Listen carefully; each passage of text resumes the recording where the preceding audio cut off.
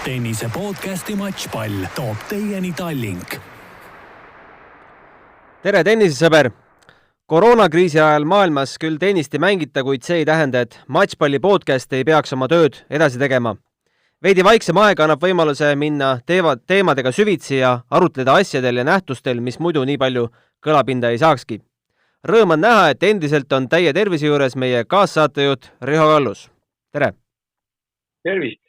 Ning tänane külaline on meil eelmisel aastal Eesti parimaks noortetreeneriks ja üle-eelmisel aastal suisa aastatreeneriks nimetatud Martin Karis. Tere ka sulle! Tere, tere! Martin, ma saan aru, sa ühineb meiega Tartust? Tõsi, kodust. Oleme kõik siin moodsate sidevahendite otsas, ainult mina olen füüsiliselt stuudios. Stuudio meil 2 meetrit siin hoida ei võimalda, kui kõik mikrite taga oleks.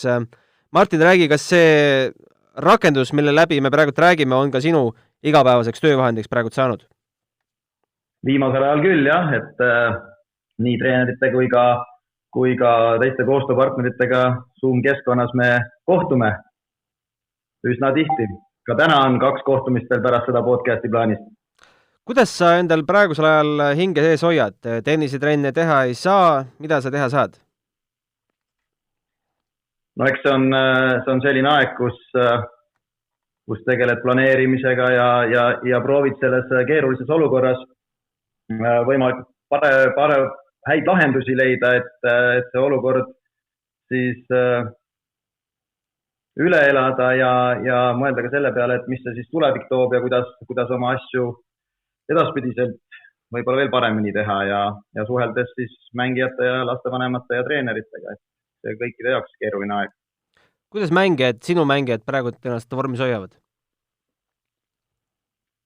Kuna ma isiklikult tegelen 5 mängijaga, siis hetkel on neil käsil üldkehalisele ettevalmistuse treeneri Maarja Kaleviga mesotsükkel, mis siis hakkab nüüd selle nädalaga lõppema esimene ja järgmise teeme natukene pikema, nii et võib isegi öelda, et kui öeldakse, et igas halvas asjas, siis antud hetkel väga halvas olukorras on midagi head, siis ma isikliku treenerina olen mõnes mõttes isegi rahul, et me saime tänu sellele olukorrale sisse lülitada ikkagi väga-väga korraliku ja läbimõeldud põhjaliku üldkehalise ettevalmistuse tsükli.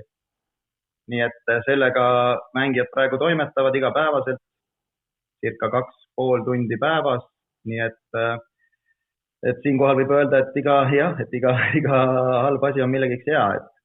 Et vastasel juhul tavaolukorras me poleks sellist aega siin tihedas võistlusgraafikus leidnud, mida mina isiklikult pean väga oluliseks. Kontrollid see ka kuidagi, et nad seda kõike täidavad?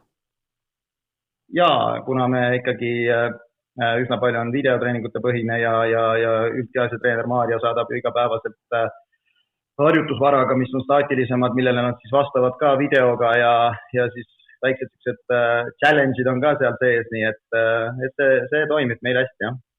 Sa oled ka tenniseklubi omanik, juhataja, et kui suur hoop see hetkel sinu asutusele on ja mis see majanduslikult tähendab?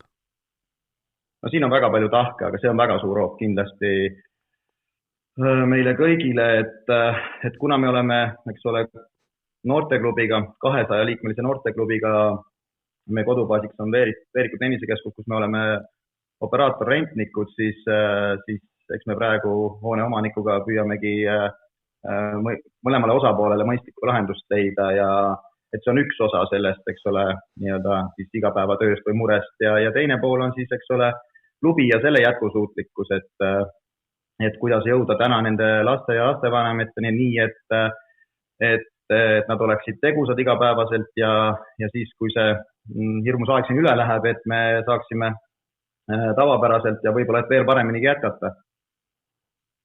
Et keeruline, aga eks see nõuab kõikidelt osapooltelt palju ja ma usun, et me saame sellega hakkama. Jällegi, antud hetkel on see vorm on selline meil klubis, et lapsed ja noormängijad saavad siis iganädalased üldkehalise ettevalmistuse kavad.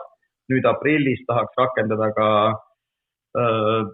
teooria taktikatunde, mis siis miks mitte ei võiks ka täpselt selles samas miitingu keskkonnas mängijad treeneritega kokku saada ja siis vastavat teemat arutada, et prooviks ka sellisesse õppevormi suunduda. Kas mõni lapsevanem on juba oma lapse trennist ära ka võtnud? Minule teadaolevalt veel mitte, et koolijuhataja küll tegeleb selle poolega rohkem, kuid siiamaani negatiivset tagasisidet meile esimestele nii-öelda plaanidele ja kirjadele ei ole olnud. Eks lõppkokkuvõttes kõik taandub ikkagi ka rahale ja kui nüüd aprillikuu ka arved esitame, eks kindlasti seal ärakukkumist on ja see on ka arusaadav, et kõikidel ei pruugi olla ka seda võimalust ja võib-olla see aeg ka sätib teatud prioriteedid paika. Kuigi ma usun, et meie kogukond on üsna tugev ja me mõistame olukorda ja me proovime kõik koos sellest hakkama nii-öelda läbi tulla. Aga kindlasti on. Kindlasti mingisugune voolavus ja ärakukkumine on, jah. No ATP ja VTA on teatanud, et nemad oma punktid ja edetabelisüsteemi külmutavad selleks ajaks. Kuidas noorteturniiridel on? Sul on endal ka väga paljud õpilased, kes seal noorteturniiridel käivad? No eks ta on täpselt samamoodi praegu nii Eestis kui ka tennis Euroopis ja ITF-is, et antud hetkel kõik seisab, kõik on pausil, kõik on külmutatud ja keegi ju täna veel ei teagi, et kunas see edasi läheb ja ega täpselt ka ei tea, kuidas see edasi läheb. Et ei ole ka minuni jõudnud infot, et mis nüüd nagu täpsemalt edasi saab nii seoses punktidega ja ka kalendritega. Eks me siin Eesti-siseselt nüüd treenerite kogus ja peasekretär on meile saatnud nüüd ettepanekuid, me seal proovime nüüd leida võimalikku head lahendust, aga tõsiasi on ka see, et isegi kui me esialgu neid turniire siin edasi lükkame, siis ega me ju täpselt ei tea, kunas reaalselt neid turniire korraldada saab, et kas see on siis juuni, juuli, august, september, oktoober või kes teab kuna. Aga inimesed tööd teevad selle kannal, et ajatada edasi lükata. No tänast saadet ettevalmistusest panime selliseks alapealkirjaks noore kasvatamine tipptenniseks. See on üks väga lai teema ja kindlasti saaksin tunde ja tunde rääkida pikalt. Sa oled öelnud, et ükski süsteem tennisisti ei kasvata, vaid see on väga individuaalne. Seleta palun lahti, mis sa selle all mõtled? See on tõesti pikk teema, aga kui sa konkreetselt küsid, et mis ma selle all mõtlen, siis ma siiralt usun, et kokkuvõttes on esikohal niikuinii see, eks ole, see noor mängija või siis mängija, kelle ümber varem või hiljem koondub nii-öelda taustajõud, eks ole, kes on siis treenerid, füsios, üldkehalise ettevalmistuse treenerid, managerid ja nii edasi, et see on ikkagi individuaalspordiala, aga see indiviid vajab enda taha väga tugevat tiimi, et siis teatud vanuses ikkagi tennist kui sporti tipptasemel teha. Ja see vanus on kahjuks üsna varajane, et mina ei ela selles illusioonis, et me pärast keskkooli vaatame, kas me nüüd hakkame tippspordiga tegelema või mitte, et ma usun sellesse, et ettevalmistus tippspordiks peab algama ikkagi oluliselt varem. Mis vanus peab olema otsus tehtud?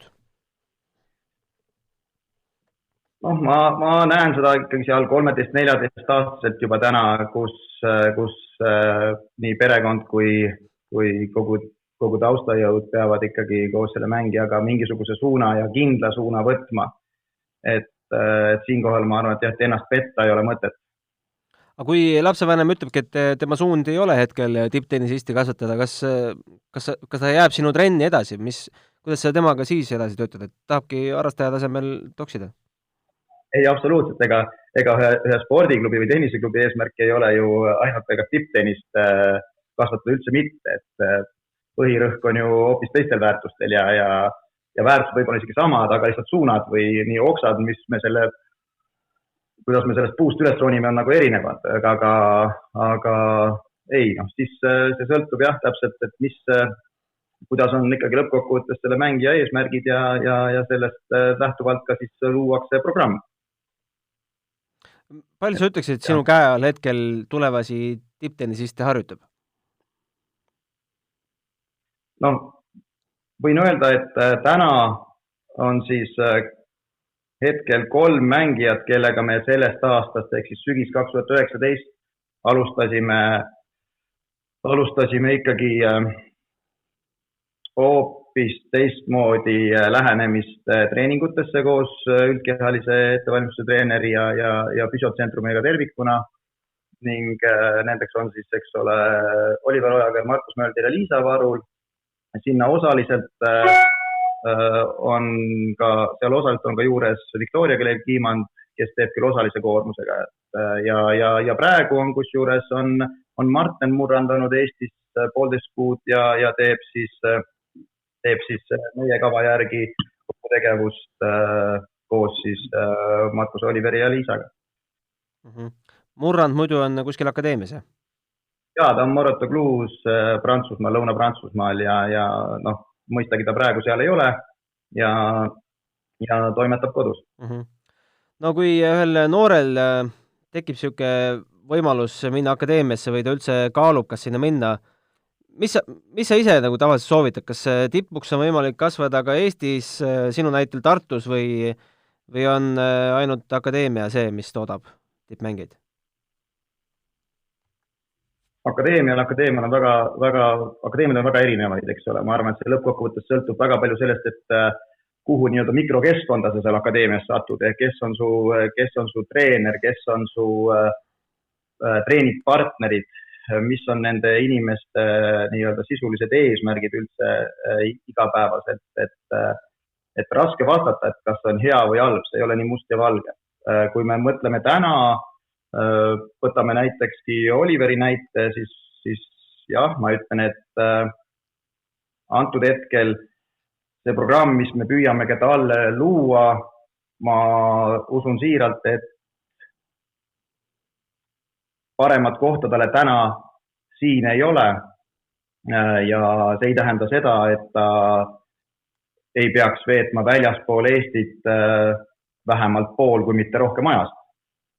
Aga tema kodubaas on ja nii-öelda planeerimine ja periodiseerimine ja kogu see nii-öelda mõttetegevus ja ka teaduspõhine lähenemine ja innovaatilisus, et see nii-öelda nagu tuum või staap on meil siin ja me püüame luua siis parima programmi, kus ta siis saaks ennast ette visata ja väga paljude erinevate treenerite ja ka mängijatega koos treenida. No võtamegi Oliveri, ta on juba 15 või on ikka veel 14? Nüüd ta sai 15 veebruaris. Et ta on 15-aastane mängija, millises staadiumis või faasis ta oma arengus on? Kui me võtame 0 punktiks päris laps ja tipppunktiks siis, ma ei tea, ATP edetabeli koht. No siin ma oleks ikkagi väga tagasihoidlik, et ütleme 4. astmel redelis, et liikumas 5 peale, et kui me räägime tema nagu suhtumisest ja tema enda soovidest ja igapäevasest tegevusest, siis ma isegi tõstaks selle pulga võib-olla või selle astme natuke kõrgemale, aga reaalselt otsa vaadata tipptennisele ja sellele teekonnale, siis selles osas ikkagi esimesed sammud, mis puudutab siis tipptennist. Aga jah, et nüüd ongi üsna nagu kriitilised aastad ees, et ikkagi luua väga sisukas programm, aastaprogramm, et tagada see võimalus, et tema nii-öelda maksimumpotentsiaalselt välja tuua. See nii kaua, kuni ta meie programmi nii-öelda täidab. Kuidas Oliver selle otsuse langetas, et ta tahab saada tippmängijaks? Tuli ta ise sinu juurde või koostöös vanematega või kirjelda seda protsessi? No, eks ta käib ikkagi koostöös kõikide osapooltega. Võib-olla ka kui nüüd eelmisest sügisest rääkida, siis see oli minu ettepanek, aus ettepanek, et ma arvan, et niimoodi sellisel kujul meil treeningutega, tavatreeningutega armsas Tartu klubis jätkata ei ole mõtet. Kui me tahame mängida ITF-i juuniori tasemel kõrgematele kohtadele, siis sellisel kujul me ei saavuta seda kuidagi ega kunagi. Ja seletasin oma nii-öelda siis visiooniga lapsevanematele ära ja tuldi sellega kaasa. Võib-olla initsiatiiv oli mõnevõrra nagu siis programmi suhtes minupoolne, küll aga kõikide nende 3 siis lapsevanemad tegid ikkagi perekeskis selle otsuse, et kas me proovime seda teed mingigi aeg või me ei proovi. Ja see programm tähendab siis seda, et? No see ikkagi tähendab seda, et ma ei ütle, et kool on nüüd teisel kohal, eks ole, kindlasti mitte, kool on ka meie jaoks ja selle programmi sees väga olulisel kohal, küll aga treening kui selline, eks ole, see on siis hõlmab kõike kogu seda meie programmi ja tegevust, peab olema ikkagi detailselt ja igapäevaselt täidetud, mõistagi seal on teadlik paindlikkuse aasta sees, aga siiski, et kui teeme, siis teeme ja teeme päriselt ja analüüsime ja kõik osapooled analüüsivad ja peavad treeningpäevikut ja suhtlevad oma vahel, et maksimeerida seda siis tegevuse kvaliteeti. Et nii ta käib ja järjest ja üha enam detailsemaks see kindlasti läheb.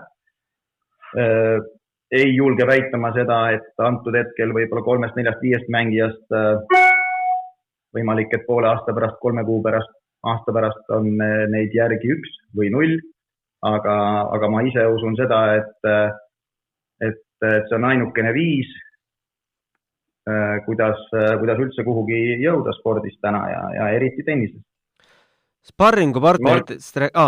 Riho tahtsid küsida. Martin, et ütle, kas sa saad palun natuke detailsemalt kirjeldada näiteks Oliveri näitel neid treeningmahte, mida te teete? Eks treeningmahud on ka üsna hüppeliselt kasvanud. Täna, kui me räägime aasta keskmisest, eks ole, või sellisest nagu makrotsüklist, siis ega treeningkoormus on circa 20-25 tundi nädalas. Ja üsna suur osakaal on täna, mis veel isegi tegelikult minu ja Maarja siis treeneri nägemusel suureneb, on füüsilise osakaal ja lihashoolduse osakaal, füsioteraapia osakaal, testimiste osakaal, et me saaks aru täpsemalt, et mida me täna teeme, miks me täna teeme, et homme olla paremad. Ja see treeningmaht on üsna suur ja ta on ikkagi kasvavas trendis üsna kiiresti. Jälgides individuaalselt, pidevalt, millele ka see mängija on füüsiliselt võimeline vastama, eks ole, mis treeningkoormust me talle järgmises siis nii-öelda kas siis mikro- või siis mesotsüklis nagu peale saame rakendada ja nii see käibki. Ja see on igapäevane suhtlus ja ikkagi analüüs ja testimine. Muud moodi me kõhutunde pealt mina neid asju ei julgeks küll teha, jah. Sparringupartnereid Oliveril jagub või peate neid käima ka Tallinnas otsimas? Tallinnas kahjuks neid otsida ei saa, aga meil on õnneks siin on Martin Randpere, kes õpib 2 aastat õigusteadust, kes on ikkagi üks osa meie tiimist, alati valmis aitama, kelle mängutase sparringpartnerina on kindlasti piisav ja tema nii-öelda energia ja suhtumine seal trennis on pigem eeskujuks, mis on äärmiselt positiivne. Tänud Martinile selle eest.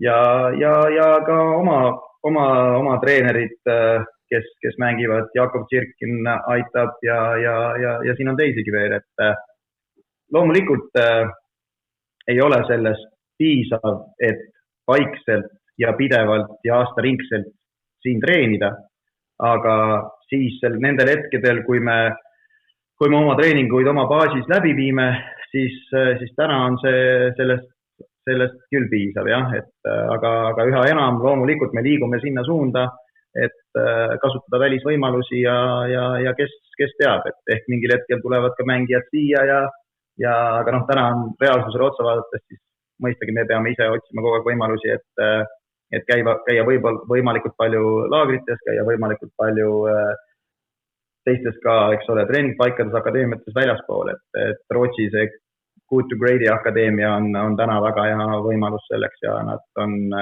Oliver on seal käinud ja läheb jällegi kindlasti, et nendega koostöö on sisukas ja nende tagasiside on väga, väga sisukas ja mulle endale väga treenerina sobib see, et on kirjalik tagasiside ja kirjeldused ja puudujäägid ja tugevused ja siis me saame arutada ja et ma usun, et sealt koorub välja üsna hea partnerlus.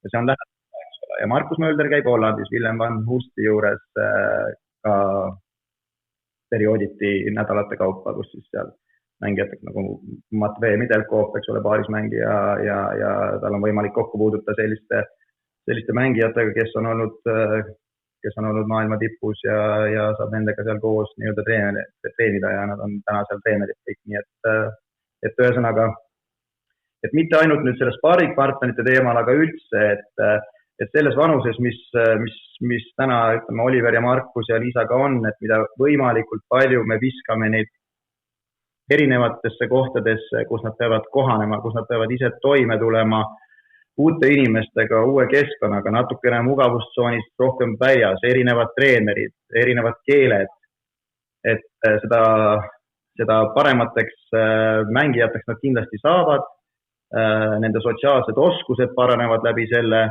ja minu silmis nii me seda asja arendamegi ja nii need mängijad arenevad. No kui meil augusti lõpus käisid siin stuudios külas vennad Siimarid, siis pärast omavahelises vestlusest tuli välja, et ka Siimaritele käis Oliver sparringupartneriks ja Siimarid küll väga kiitsid Oliveri nii-öelda mängutaset. See on kindlasti meil oli võimalus, hea sõber, kolleeg Eke Tiidemann, Davis Cupi treener, tema siis siin jõulude ajal, kui meie Ameerika ülikooli poisid koju tulevad, siis Eke ikka ajab nad kokku ja see aasta kutsus ka Oliveri sinna punti treenima ja kui ma ei eksi, vist oli 3 täispäeva, mis olid nii Oliveri jaoks oli see kindlasti väga, väga hea kogemus ja ka minuni jõudis see tagasi tema kohta, et tema vanuses professionaalne suhtumine, eks ole, mis puudutab siis trenni eelset tegevust ja ka trenni järgset, see hakkas nagu kõigil seal silma ja loomulikult ka suhtumine väljakul ja mängutase, aga jällegi selliseid võimalusi on meil kahjuks võib-olla tõesti 3-4 päeva talvisel perioodil jõulude ajal ja siis ehk ka suvel. Kas need jõulude aegsed sparringud olidki need, mis Eke Teidemannile ka silma jäid, mille pärast Oliver sai kutse Davis Cupi koondisse nüüd hiljuti? Ma usun, et see kindlasti teatud rolli mängis, kuigi Eke on näinud ka Oliveri arengut ja võib-olla Oliveri suhtumist ja ka otseselt või kaudselt seda kujundanud läbi välislaagrite iga kevad ja sügis, mida me oleme koos Ekega teinud noormängijatele. Ja kuna me Ekega suhtleme ka üsna palju, siis ta ikka uurib ja küsib et kuidas kellelgi läheb ja tunneb huvi Eesti nii-öelda noorte siis tipptennise vastu, et see on ju osa tema nii-öelda ametist Davis Cupi treenerina ja loomulikult ma arvan, et Oliveri jaoks oli see kindlasti väga suur au ja nädal veeta seal koos ikkagi vanemate ja kogenenud mängijatega ja näha seda kõike oli väärt kogemus. Ma loodan, ja ma usun, et ta võtab sellest kindlasti enda jaoks palju kaasa. No kõik see, mis me Oliverist oleme juba rääkinud ja praegu räägime, meenutab mulle võib-olla 6-7 aasta tagust aega, kui me kõigil oli huultel nimi Kennet Raismaa, et sealt tuleb, see on järgmine Jürgen Sopp ja kogu tähelepanu oli temal. Hetkel on kogu tähelepanu Oliveril. Kuidas te ise seda tajute ja kas te näete selles ka mingit ohukohta, et see võib mingil hetkel hakata takistama? Eks ikka, aga ma olen selline, ma arvan, treener või persoon, kes tõmbab seda igapäevaselt natuke maha. Et mitte sellest, et ma tahaks paha olla, aga lihtsalt ma olen üsna kriitilise pilguga ja see on minule kui treenerile kindlasti omane.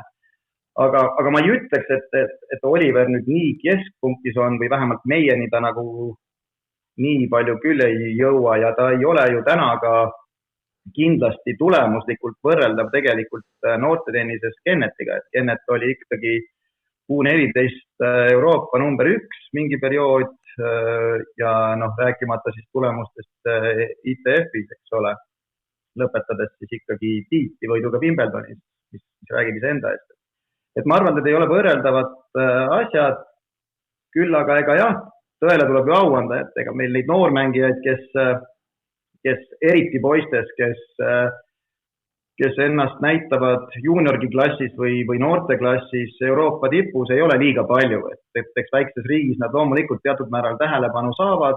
Ma arvan, see sõltub päris palju sellest nii kodusest keskkonnast kui ka treenerist ja klubist, et ikkagi põhjusega 2 jalga poisil maa peal hoida ja keskenduda igapäevase tegevuse peale ja ma näen, et Oliver nagu selles osas kindlasti seda teeb, et eks on kindlasti mingid hetked, kus ta natukene lükkab rinda hetke, aga see on ka väga hea omadus, et peabki natuke kohati oma ego näitama ja võib-olla natuke mingite asjade üle nagu uhkust tundma ja heas mõttes üleolev mõnes asjas olema, aga üldjoontes on ta ikkagi üsna tasakaalukas ja saab selles osas asjadest aru, et ma seda ohtu seal täna ei näe. No mu enda suur ülemus Peep Pahv on öelnud noorkorvpallurite kohta, et nendest ei maksa artikleid kirjutada ja neid üles haipida, et see kõik pigem pärsib. Ma ise olen mõelnud igased lugusid ja telesaateid ja artikleid tees, et küsin nüüd asjaomastelt ka, et kuidas see tegelikult mõjutab, kui ajakirjandus tunneb huvi, et kas see annab mingil määral ka motivatsiooni võib-olla juurde? Kindlasti ta annab motivatsiooni juurde, aga nagu sa ka ise mainisid, see peab olema tasakaalus selle tegevusega ja et seda kindlasti ei tohi liiga palju olla, et väike tunnustus motivatsiooniks on alati noormängijale hea, aga jah, et selle taha nagu, selle sära taha nagu peita kindlasti ei saa ja et ma pigem olen ka sellel poolel, et liiga palju tähelepanu ajakirjanduse poolt just juunioritele ei ole otstarbekas seada, et isegi kui, eks ta seab teatud nii-öelda, ta ju mõjutab ka lapsevanemaid, eks ole, kellel ei meeldiks see, et tema laps on tunnustatud ja tõstetud esikohale ja käib ajakirjandusest läbi. Et kes teab ja meie seda ei kontrolli, kuidas kodust keskkonda mõjutab ja mida siis lapsevanemad seeläbi mõtlevad ja mis nende järgmised sammud siis sellest tulenevalt on ja nõudmised samamoodi, eks ole, ja et see kõik kindlasti mõjutab, et see on ka inimlik, et see mõjutab. Seega, et ka ajakirjandus võiks eriti käsitledes noorsportlasi võiks selle peale rohkem mõelda küll, et kus on see õige koht tunnustada, kus on õige koht tähelepanu pöörata ja kus mitte, et me ise nii-öelda, et ajakirjandus ka ei suretaks meie väheseid talente. No positiivse asja juurest minna natukene negatiivsemate asjade juurde, et meil on siin tulnud mängijaid, ütleme 5 aasta tagant umbes, kes murravad ennast noorteklassist täiskasvanute klassi sinna ATP 1000 hulka, viimane oligi Kennet ja Danil Klinka. Miks need pausid meil nii pikaks kujunevad? Kas see ongi väikse Eesti mure või me oleme viimastel aastatel kuidagi midagi valesti teinud? No ei saa öelda, et viimastel aastatel, et tõesti see tendents on ju olnud pidev ja väikeriigis ta paraku ja või paratamatult nii ongi. Ma ise arvan, et see nii-öelda lahendus või kuidas seda mustrit muuta võikski olla võib-olla see, millest ma eelnevalt rääkisin, et me peame hakkama natukene sisukamalt lähenema oma treenitegevusele ja kasutama neid võimalusi, mis meil täna on veel efektiivsemalt ja ikkagi nii-öelda õpetama treenerid ja treenerite läbi õpilasi pühenduma igale detailile natukene rohkem tähelepanu, mis siis kindlasti pikas perspektiivis annaks parema efekti või tulemuslikuma efekti siis. Et nagu ma näen täna, et meil on loomulikult, meil on noorteklassis päris palju mängijaid ja kasvulava on suurem, aga ega tase või klass ei ole kindlasti parem, kui ta oli, ütleks isegi 10-15 aastat tagasi. Et on see murekoht? Aga ka U14, eks ole, Tennis Europe'i edetabelis võib olla kuskil, aga ega tase või tipptase ei ole kindlasti nagu tõusnud. Ja kuidagi või me oleme võib-olla natuke rahul ka sellega, mis meil nagu siin väikses Eestis toimub ja rahuldame võib-olla nii treenerite, lapsevanemate kui mängijatega sellega, mis meil siin Eesti GP sarjas sportlikus mõttes toimub, mis on väga-väga kaugel Tennis Europe tipust, rääkimata ITF-ist või siis üldse tipptennis. No selleni ei taha praegu üldse jõudagi. Aga me ei saagi seda, kui me ei alusta oluliselt tihedamalt ja ambitsioonikamalt tegelikult juba varem. Oled sa selle mõtte Tennisiliidus ka välja käinud? Eks ma ikka olen. Ja mis lahendus? Tahtsin korra küsida Martini käest, et kui kunagi väikene Liisa või Oliver või Markus ema-isa käe otsast toodi esimest korda sinu juurde, kas sa näed nendes lastes mingisugust ühist joont või midagi sellist, mille järgi sa tunned ka ära, et seal on mingit talenti või materjali? Või on see selline täiesti tume maa? Kui sa mainid otse nimesi ja ma vastan sulle endale omaselt ausalt, siis kindlasti Oliver, Markus, Liisa ei eristunud mitte kuidagi teistest lastest, kes seal võib-olla alguses 14. grupis olid. Täiesti tavalised lapsed.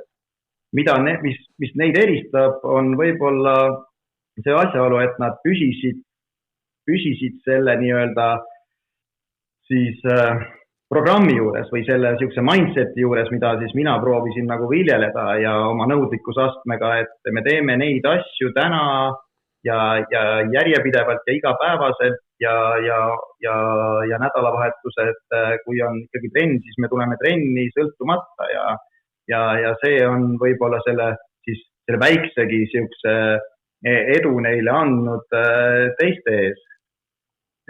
Ja see ongi võib-olla see nii-öelda siis nende talent, mis puudutab siis võib-olla võrreldes teistega, et nad on valmis ja võimelised ikkagi igapäevaselt ja järjepidevalt trenni tegema ja tegema seda, mis siis nagu me ette oleme nagu loonud, aga siin on ka väga palju vigu, mida me oleks võinud paremini selles mõttes teha, isegi nendega, et eks ju selles osas nagu elu õpetab või et eks iga mängija on erinev aga jah, lõppkokkuvõttes, kui sa küsid nii, siis kui ma võrdlen Kennet Raismalt 5 või 6 või 7 aastaselt, siis täiesti võrreldamatu tennisemängija nende 3-ga võrreldes. Aga too mõned vead välja, mis te olete teinud? Vead? Jah.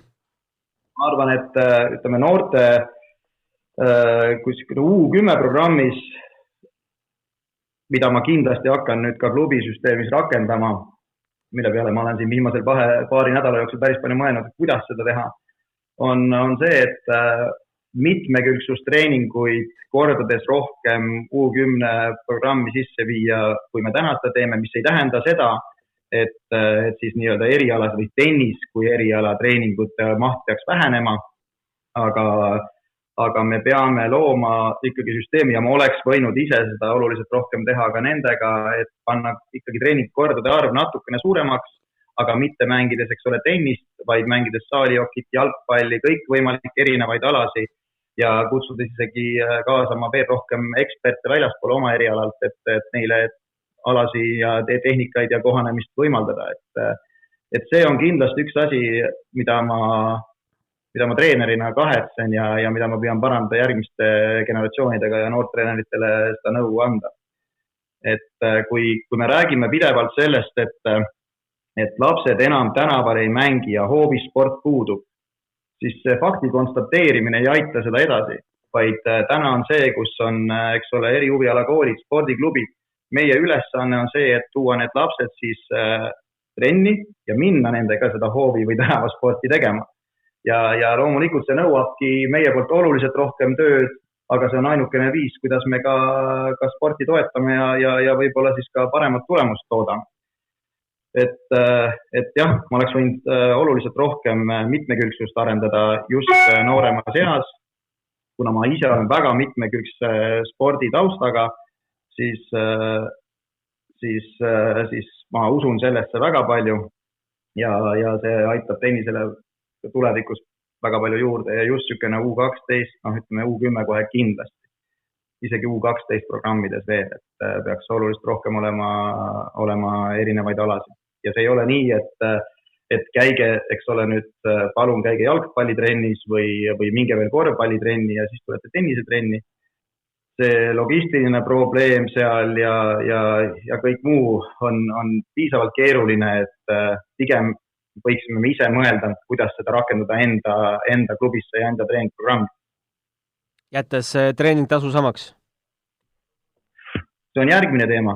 Ütlen selle peale, et ei, sest et ega lõppkokkuvõttes ka klubid peavad ju ennast ära majandama ja ega liigsele heategevusele tänapäeval kahjuks loota ei saa ja võib-olla ka siinkohal ei peagi. Aga lõppkokkuvõttes tennis on niikuinii üsna kulukas spordiala ja need rahalised numbrid ju kasvavad niikuinii kogu aeg, et ma arvan see, et kui me U10 programmis rakendamegi natukene kõrgemat kuutasu, et võimaldada neile rohkem treening ja paremat nii-öelda treeningplatvormi, siis ega ise, kui nad seda tennist edasi ei mängi, siis puha, mis alane nad sealt lähevad, on nad ikkagi parema baasi saanud tänu siis meie programmile. Räägi palun meetmetest või sammudest, mida Tenniseliit on viimastel aastatel rakendanud, et see tase tõuseks, nagu sa ütlesid, et sellega on probleeme? No ma näen täna seda, et U14, eks ole, programm, mis nüüd loodi koos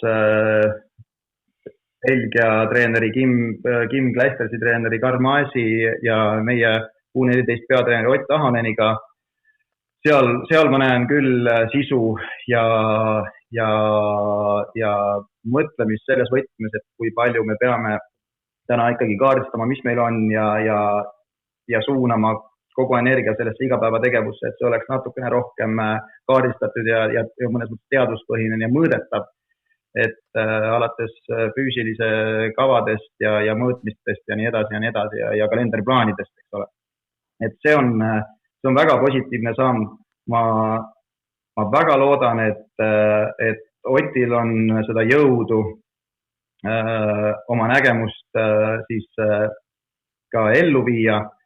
Ma väga loodan, et Tenniseliidus on ka jõudu, et seda programmi toetada ja sellesse uskuda ja näha, et kui ta täna ei anna veel tulemust, et siis anname aega nii-öelda atra seada ja küll me saame kindlasti parema tulemuse ja vähemalt meil on mingisugusedki algandmed olemas järgmisteks programmideks, et mis me siis valesti tegime, et tulevikus teha veel paremini.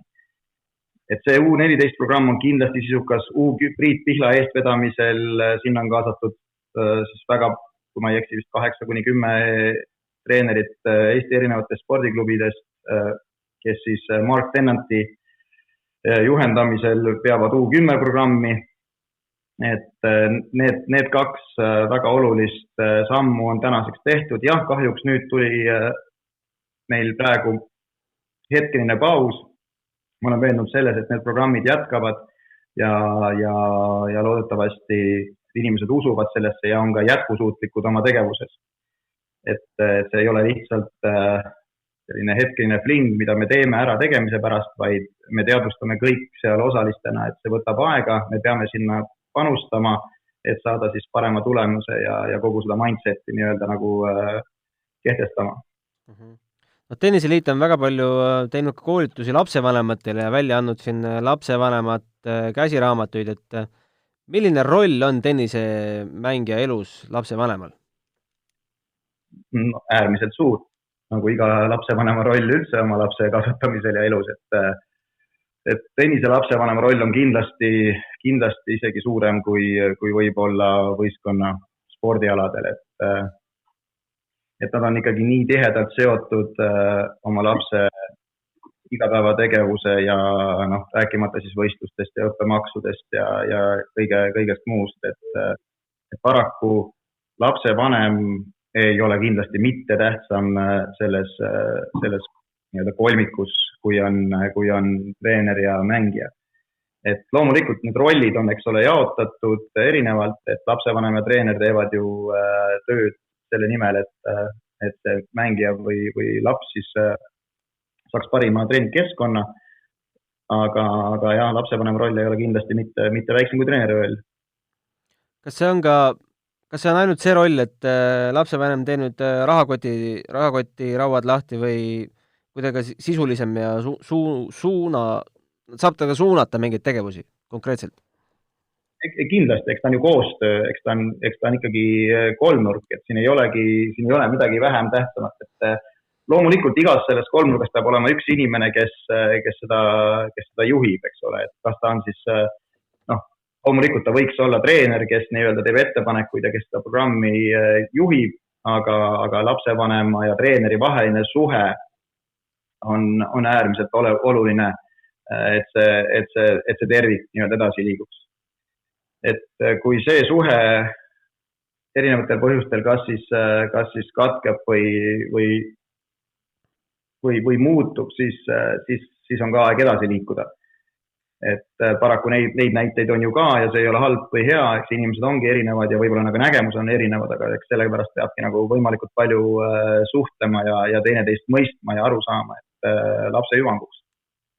Et jah, see on lihtsalt nii vältimatu ja väga oluline osa, et see toimiks. Räägi ausalt, kas Eestis on võimalik saada tippmängijaks ilma, et su vanematel raha puuga seljas ei kasva?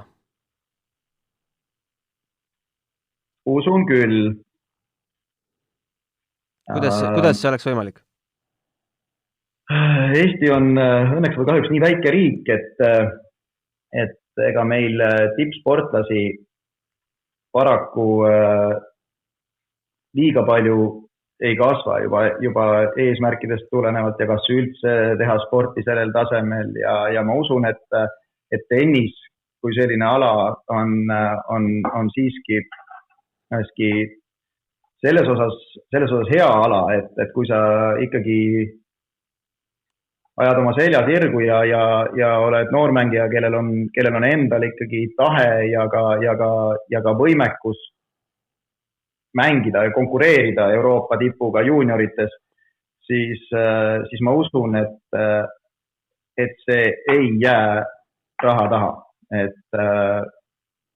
Aga selleks peab loomulikult teatud klass nagu mängijad juba olema suhteliselt varakult, et kui sa ikkagi 14-aastaselt oled Euroopa edetabelis 300 rankingu peal, siis on keeruline võib-olla kaasata seal sponsoreid ja ka alaliidult lisatoetust saada, aga kui sa ikkagi oled seal top 50 ja veel enam kuskil eesotsas, siis paraku sa jääd silma ja sa pead olema üsna sisukas, et sinna ennast mängida ja siis ma usun, et jah, nii erasektor kui ka siin kohalikud omavalitsused on valmis siin nagu sellel teekonnal toetama.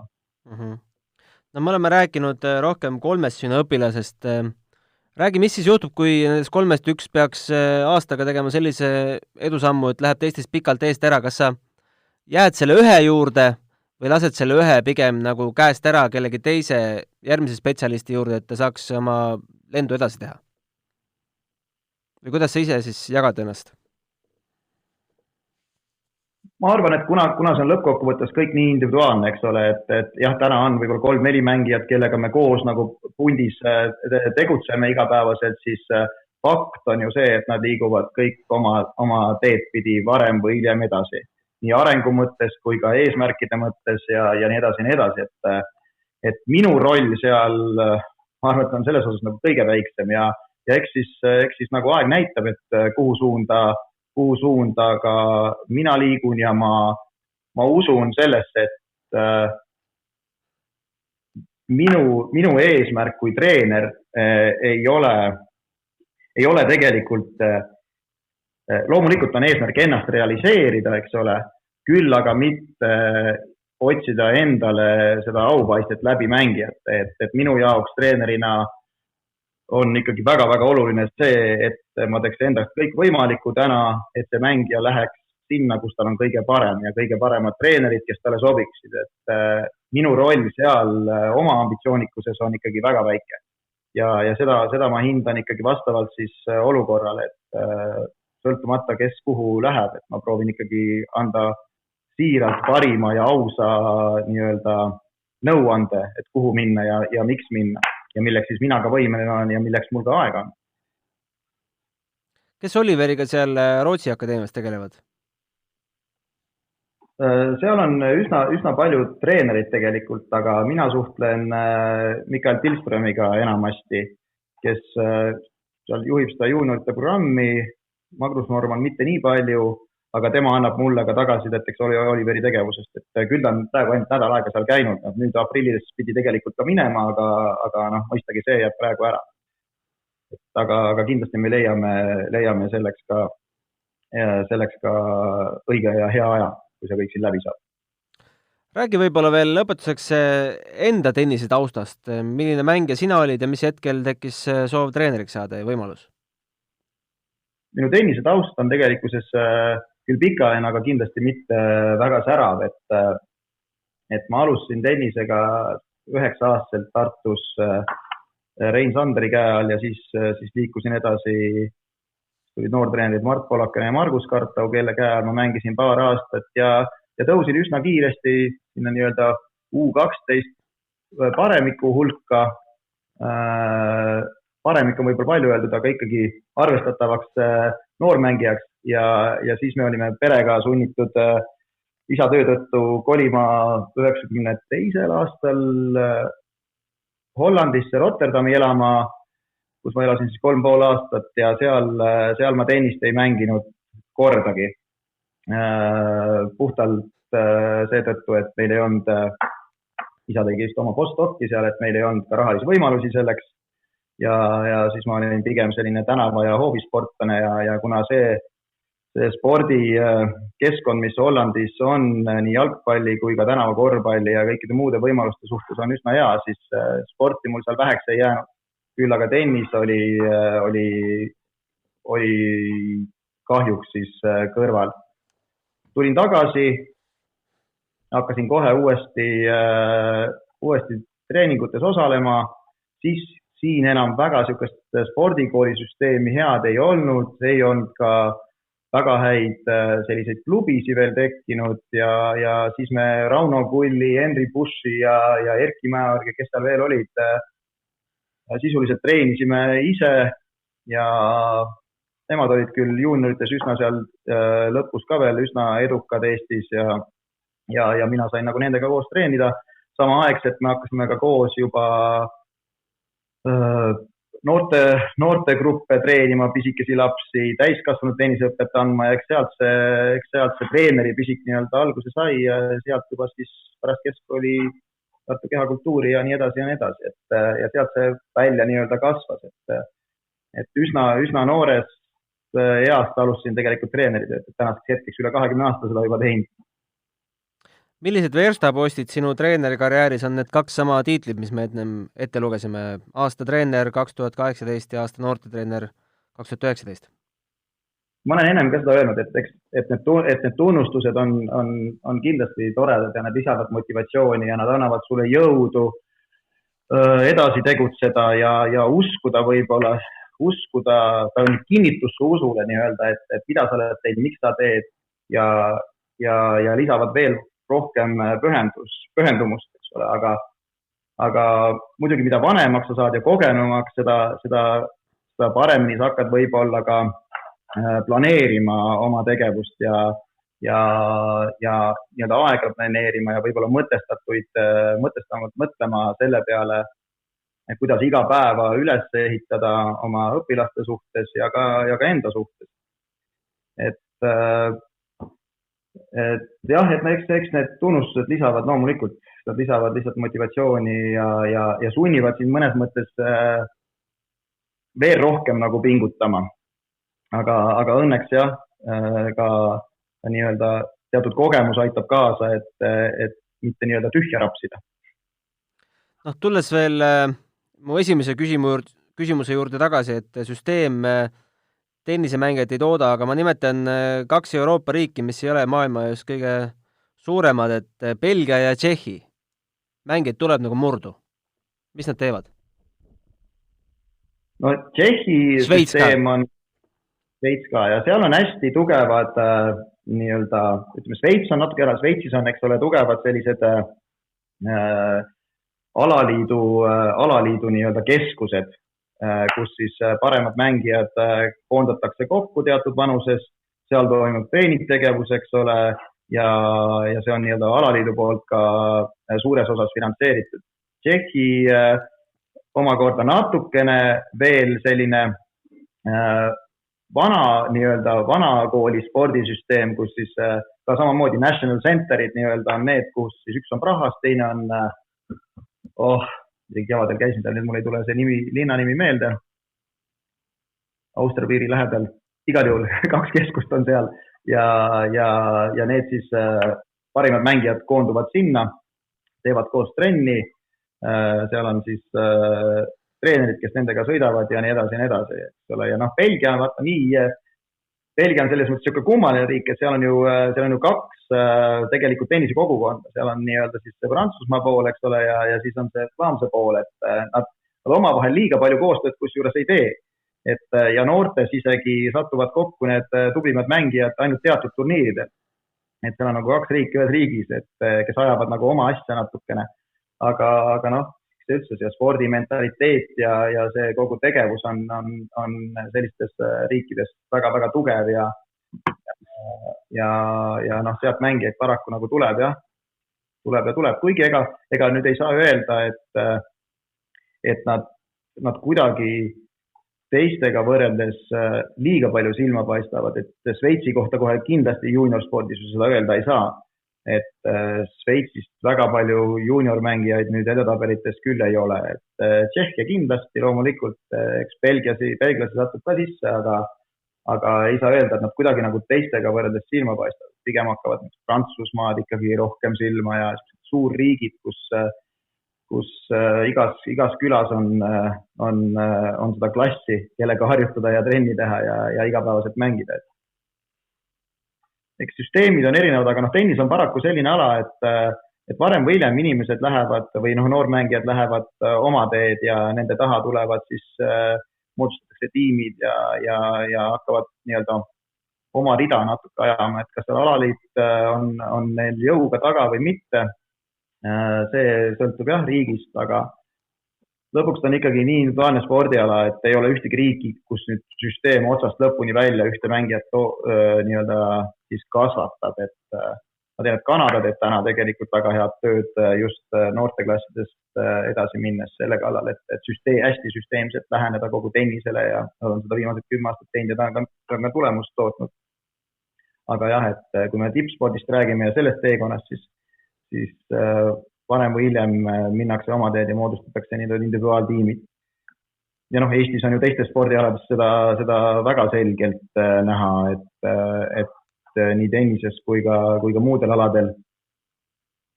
Kõik meie tippsportlased täna on ju eraldiseisvates tiimides ja on seda olnud juba aastaid, et suusatamise näite tuua, siis jah, Mati Alaveri lõi tegelikult nagu oma riigi jällegi riigis ja tootis, et tänastest tipptegijatest Mark Kirt ja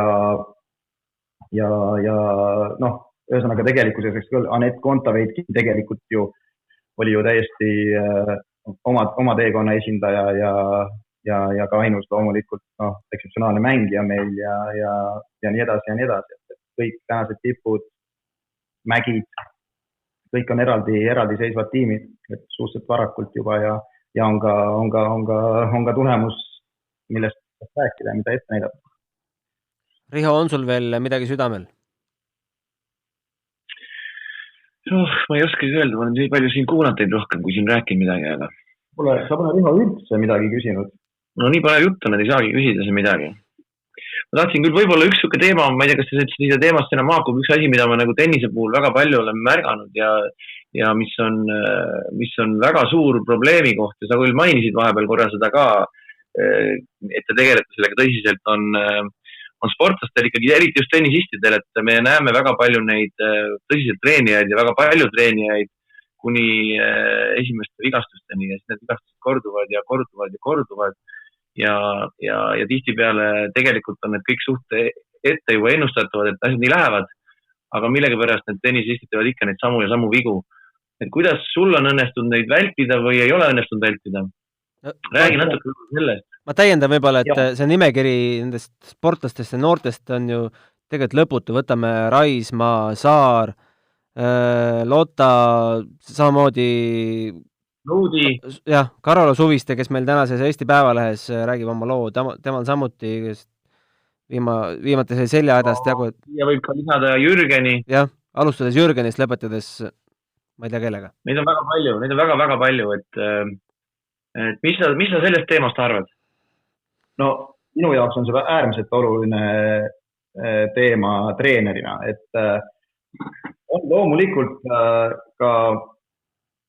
ka nii-öelda vigastusi või et ongi individuaalselt, sa ei olegi võimene teatud koormusi üldse kandma, su keha ei olegi võimene selleks ja sa ei saagi nii-öelda siis isegi junior tippsporti teha, eks ole. Ja see ei olegi võib-olla kuidagi väga ära hoitav,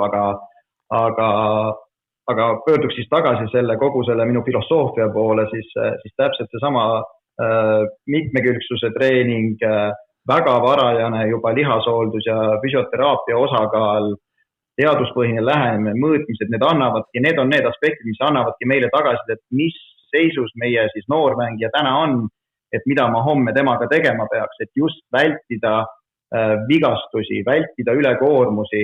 See ei tähenda, et me treeningkoormusi peaksime vähendama, aga me peame targemalt treenima ja me peame kasutama neid võimalusi, mis meil täna on just meditsiini poolt, eks ole, füsioteraapia poolt, et ise olla targemad treenerid ja hoolitseda oma mängijate tervise eest, et nad oleksid võimelised rohkem treenima ja efektiivsemalt treenima.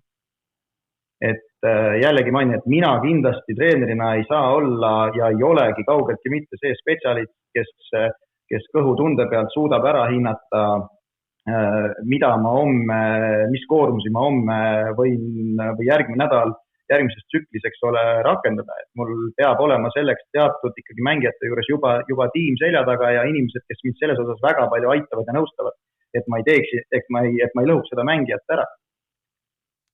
Et see ei ole ju liiga keeruline tegelikkuses. Et minu jaoks tundub see üsna loogiline ja kindlasti me peame seda üha rohkem ja rohkem veel rakendama. Kas ma andsin ammendava vastuse sulle, Riho? No, ehk siis selle jutu kokkuvõte on ikkagi see, et väga paljudel mängijatel see taust puudub. Ma arvan, et meie jah, võib-olla meie klubid ei ole täna veel nii võimekad ja ka treenerid kõik ei mõtle selles võtmes, kas see on õige või vale, seda ei ole mina, eks ole, ütlema, aga mina reaalselt usun sellesse ja ma püüan kõik selleks teha, et just seda nii-öelda treeningtegevuse osakaalu suurendada igapäevaselt ja kaasata spetsialiste, kes mind selles osas nagu aitavad, meie klubiga aitavad. Eriti nende mängijate suhtes, kelle koormused on juba üsna suured ja see ju algab üsna varajasest vanusest. Ega täna 10, 11, 12 aastased noored mängivad ikkagi päris palju tennist, eks ole, kui nad osalevad ka tennis Europe turniiridel. Nende koormused on üsna suured ja siin on vaja ikkagi läbimõeldud programmi, et nende kere koos hoida ja et nad oleks võimelised siis treenima, kui nad reaalselt nagu koormused lähevad ja treeningud lähevad raskeks. Et see ei pruugigi veel väljenduda, eks ole, 12-13 aastat, et sul vigastus on, aga võib-olla see sama tegemata töö väljendub 14, 15, 16, 17 või 20 aastat. Et seda ära hoida, me peame täna juba esimese samme tegema kindlasti üsna varajases eas. juba seda teadliku tõstmise poole pealt, eks ole, mis puudutab lihashooldust nagu mängijatele ja treeneritele, et iga päeva trenni osa on lihashooldus ja füsioteraapia treeningud sinna juurde ja nii edasi, et see ei ole, et ma käin tennis, et nüüd ma lähen ja reketiga löön palli, vaid täpselt sama oluline, kui isegi teatud vanuses olulisem on see, et on üldkehalised ettevalmistustreeningud ja lihashooldus.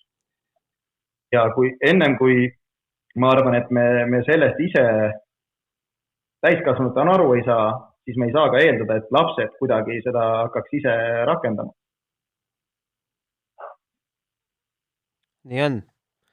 Võtame nüüd kuidagi selle jutu kokku, ütle, suvi on ees, kui kaua te kannatate veel seda kodus treeningut ära, enne kui asi hapuks hakkab minema?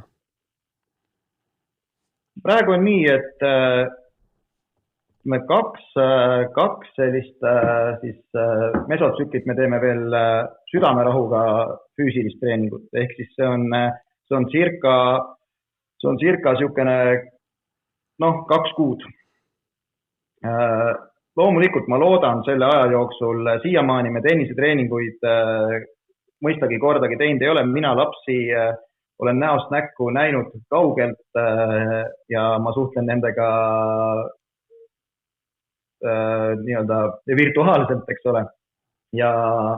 Aga ma arvan, et kui me siin veel 2 kuud samamoodi jätkame, siis sellest ei juhtu tegelikkuses minu nii-öelda arvamusel väga suurt midagi nende tennises. Kui nad peavad vastu sellele vaimselt, eks ole, sellele füüsilise tsüklile, mida me siin praegu Maarjaga koos teeme, siis ma arvan, et me oleme päris heas seisus tegelikkuses ja kui see kõik siin möödub, küll me seda palli ka taguma hakkame ja veel paremini ja rohkemgi veel. Aga kui rakendub must stsenaarium ja see asi pole meil veel sügise lõpuks ka läbi, siis mis probleemid esile hakkab kerkima? No eks tennises on paratamatult vaja tennist, eks ole, mängida, et konkureerida, aga ma usun, et siiski ma ei taha seda negatiivset stsenaariumit üldse nagu mõeldagi, et eks siis lükkub see tsükkel lihtsalt veel edasi ja vaatame, mis siis saab, et ega täna tuleb siin päev korraga elada ja vaadata, mis homne päev toob, et kõigil on sama seis, selles vahet ei ole. Ja täpselt, et üldjoontes on ju kõigil sama olukord, et ma arvan, et seda enam, kui meie kasutame seda aega praegu võimalikult efektiivselt, eks ole, üldkehalise ja füsioteraapia mõttes, siis me oleme isegi teiste sportlaste suhtes juba eelises.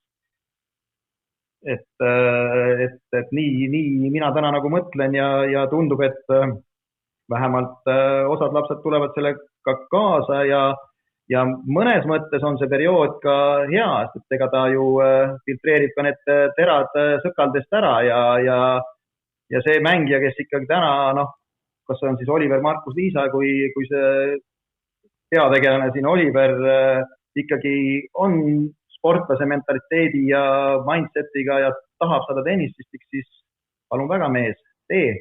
Ja kui sa ei tee, siis sinust niikuinii ei saa. Riho, kuidas lootustandvad harrastustennisistid ennast hetkel vormis hoiavad? Kui sina just nende eeskõnelejad? Selleks on ju suurepäraseid variante, pange kodus nagu ITF jagas oma lehe peal, pange batuut püsti, lööge, kasutage põrke seinana.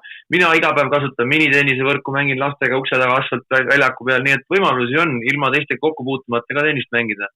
Federer lööb kodus põrke seina, lund sajab, nii et kõik jätkub. Okei. Ja. Martin, tahad veel midagi lõpetuseks lisada? Et püsime kodus ja olgem terved, et siis läheb see võimalikult kiiresti üle ja saame uuesti normaalellu tagasi minna ja veel targemana ja paremini kui kunagi parem. Just täpselt. Aitäh kuulamast. Kellelgi mingi küsimusi on tekkinud, siis vastame nendele rõõmuga. Aadress on selleks tennis@delfi.ee ja me kohtume sel kuul veel. Aitäh kuulamast. Aitäh teile. Aega. Aitäh. Tennise podcasti Matšpall toob teieni Tallink.